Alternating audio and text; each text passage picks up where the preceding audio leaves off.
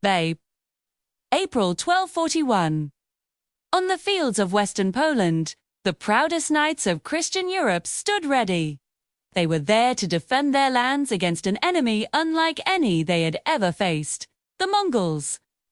Over the next 3 days, these fields would witness a storm of blood, smoke, and steel that shattered Europe's illusion of invincibility and changed the art of war forever.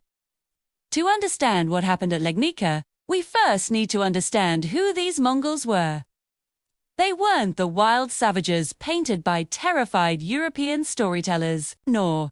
They were the heirs to the most revolutionary military system the world had ever seen. The legacy of Genghis Khan.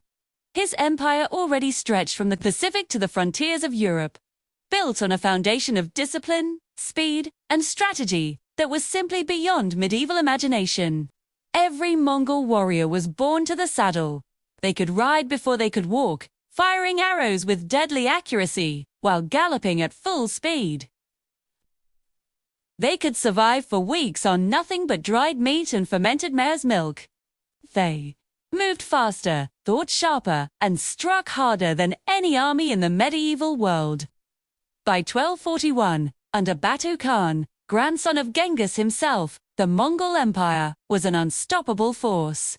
They had leveled cities across Asia, broken the great Islamic powers, and even made China's Great Wall crumble before their might. Now, their eyes were on Europe.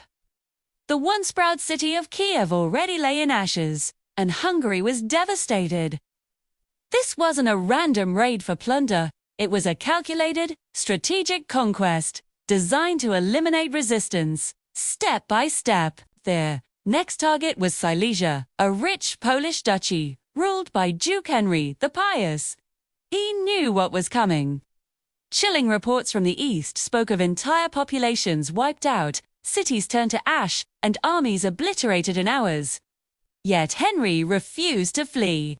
He was a man of faith and courage, convinced that if the Mongols weren't stopped here, all of Europe would be next. Henry sent desperate calls for help, and Europe answered.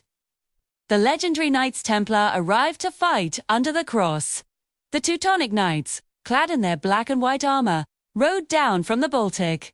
Polish nobles gathered their men, Moravian infantry marched north, and even miners and peasants took up whatever weapons they could find to defend their homeland. Chroniclers claimed a massive army of 100,000 had gathered, but modern historians believe the number was closer to 40,000 still, one of the largest European armies of its time. Across the plains stood around 20,000 Mongols, divided into 2 formations under commanders Bidar and Kaidan. Europe had the advantage in numbers, in heavy armor, and in faith. They truly believed God was on their side, but the Mongols had something far more powerful, a complete mastery of strategy. The battle began on April 7, 1241. The sight must have been magnificent. Rows of armored knights glittered in the sun, their banners rippling in the cold wind.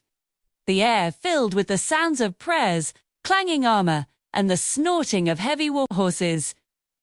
Then, on the horizon, a thin line of dust appeared, the Mongol scouts, small men on smaller horses. The European knights laughed. Surely these half-sized riders could be crushed in a single glorious charge. But the Mongols didn't come close. They stopped just out of reach and began firing arrows not directly, but in high, graceful arcs that fell among the Europeans like deadly rain.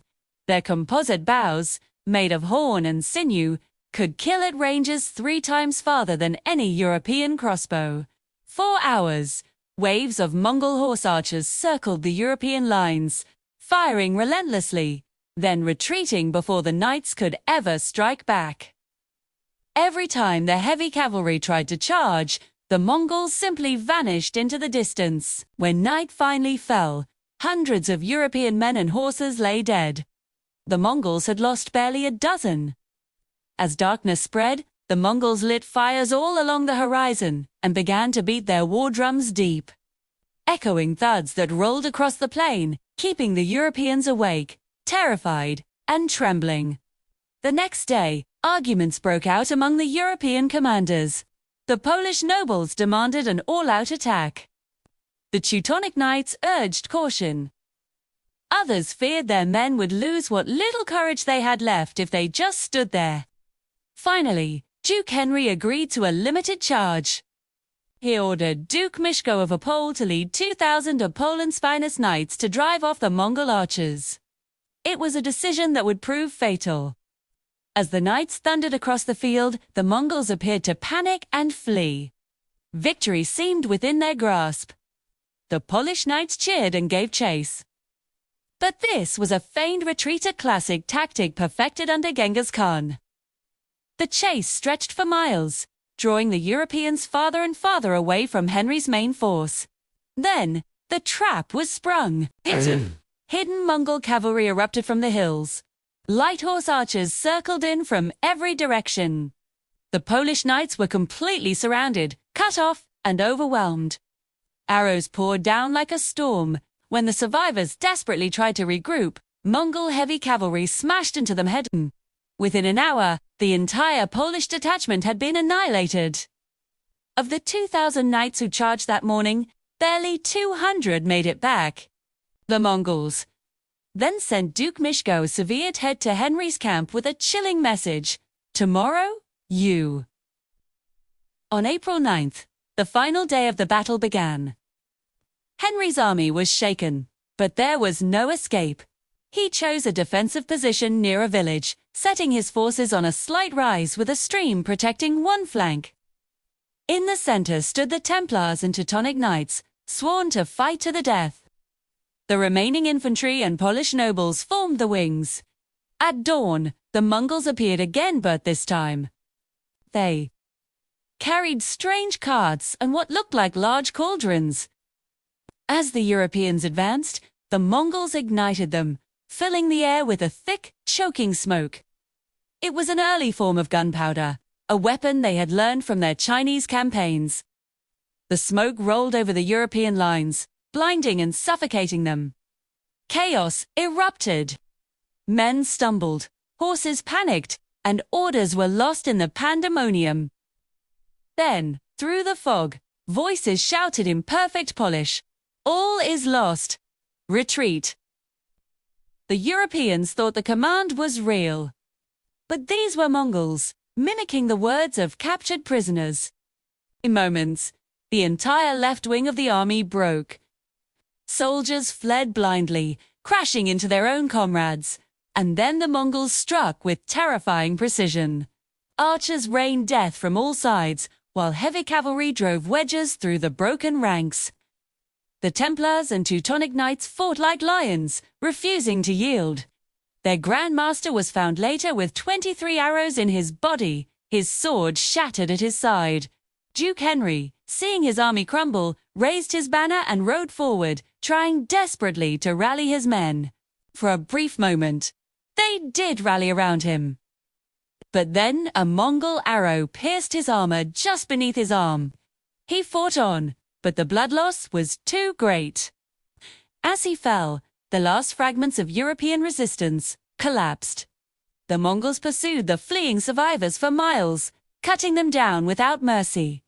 Henry's head was severed and mounted on a spear, paraded before the walls of Legnica as proof of their total victory. Almost every noble family in Silesia had been wiped out, too. The Mongols, by contrast, had lost fewer than 700 men. The battlefield was a sea of corpses so thick, witnesses said you could walk across it without ever touching the ground. But the Mongols did not stay to conquer the rest of Europe. Just months later, in December 1241, Genghis Khan, the great Khan of the Mongol Empire, died back in Mongolia.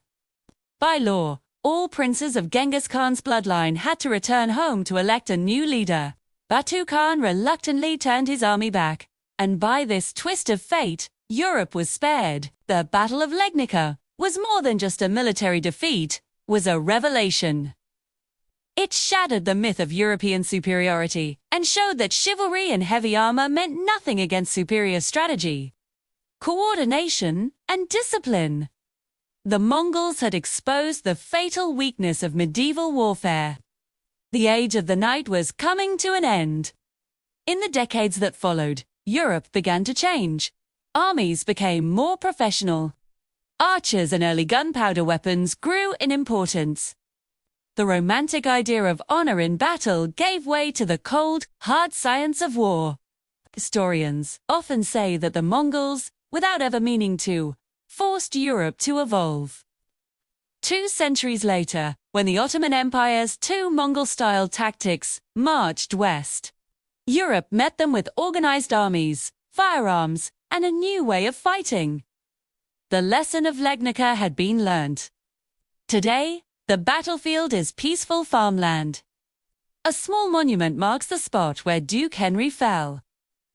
But no reenactment can ever capture the horror of that smoke-choked morning when Europe's old world died. In just 3 days, the Mongols destroyed not only an army, but an entire worldview. They ended an age and forced a civilization to adapt or perish. 3 days that changed history forever. Thank you so much for watching. If you found this story as incredible as I did, please hit that like button, subscribe, ring the bell so you don't miss our next dive into history. See you next time!